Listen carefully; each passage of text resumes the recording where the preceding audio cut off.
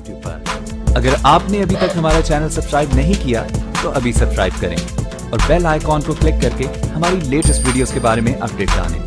Subscribe کیجئے اور ہم آپ کو لیے چلیں گے آپ کی فیوریٹ ویڈیو کی طرف۔ تو صحابہ جا کے در رسول پہ دستک بھی دیتے تو انگلیوں کے بولوں سے حضرت اسامہ بن زید کہتے ہیں میں حضور کی چوکھٹ پہ حاضر ہوا، اللہ کے حبیب تشریف لے آئے، میری پکار پہ آ گئے۔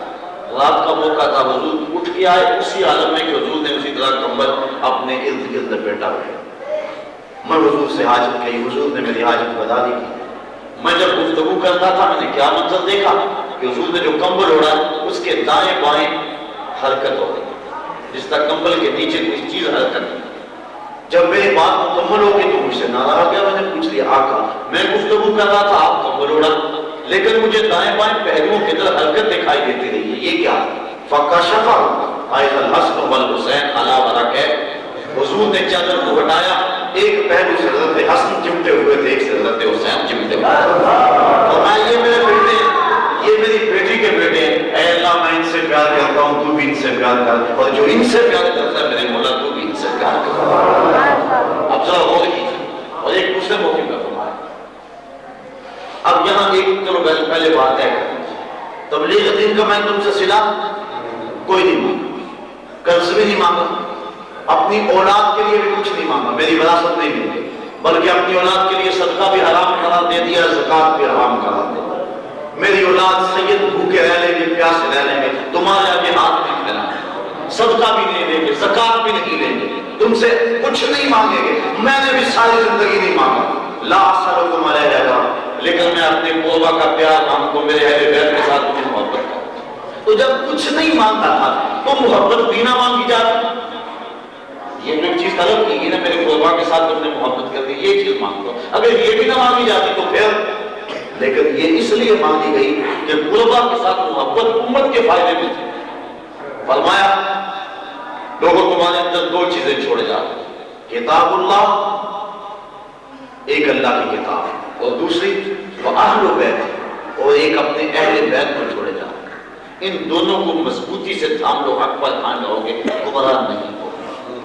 جب کتاب اللہ کو بھی چھوڑ دیا تھا تو پھر اہل بیت نبوت کا کیا تعلق؟ جب کتاب اللہ کیا ہماری ضروریات کی کتاب کفایت نہیں کرتی؟ کیا کافی نہیں ہے، وافی نہیں ہے، شافی نہیں ہے کتاب؟ اب مجھے آپ بتائیے جب کتاب اللہ اتنی کافی ہے، اتنی وافی ہے، اتنی شافی اور کفایت کرنے والی ہے کہ جس کے ہوتے ہوئے کسی شے کی ضرورت نہیں ہے، اللہ خود قرآن میں فرماتا ہے قابل یہ حدیث بات ہوئی تو اب کس کے انتظار میں ہو؟ کتاب اللہ کو آگے۔ تو جب کتاب اتنی کافی ہے تو پھر کیا ضرورت تھی کہ اہل بیت کے ساتھ بھی تعلق جوڑا جائے؟ کتاب سے ساری ہدایت مل جاتی، اہل بیت سے محبت کی جو رشتے استوار کرنے کی کیا ضرورت تھی؟ اور جناب صلی اللہ فرما گے تو سنیے، ایک ہوتی ہے تھیوری اور ایک ہوتا ہے اس کا پریکٹیکل۔ H2O یہ پانی کی تھیوری ہے، H2O ہائیڈروجن 2 درجے، آکسیجن 1 درجہ، ان دونوں گیسوں کو تناسب سے، اس تناسب سے بنائے تو پانی بنتا ہے، یہ تھیوری ہے، لیکن اس کو عملی طور پہ 2 سلنڈر دیں اور اس تناسب سے گیسوں کو چھوڑے، نتیجہ تو پانی بنتا ہوا آپ کو نظر آئے۔ تو یہ اس کا پریکٹیکل ہوتا ہے، ایک تھیوری ہوتی ہے ایک پریکٹیکل ہوتا ہے۔ فرمایا دونوں کو سامنے رکھنا، کتاب اللہ کو بھی تھامنا، میرے اہل بیت نبوت کو بھی تھامنا۔ اگر تم نے شریعت اسلامیہ کی تھیوری دیکھتی ہے تو وہ قرآن موجود ہے، اگر پریکٹیکل دیکھنا ہے کربلا کے ایک سال میں تڑپتا ہوا حسین موجود ہے۔ ایک تھیوری ہے، دوسرا اس کا پریکٹیکل۔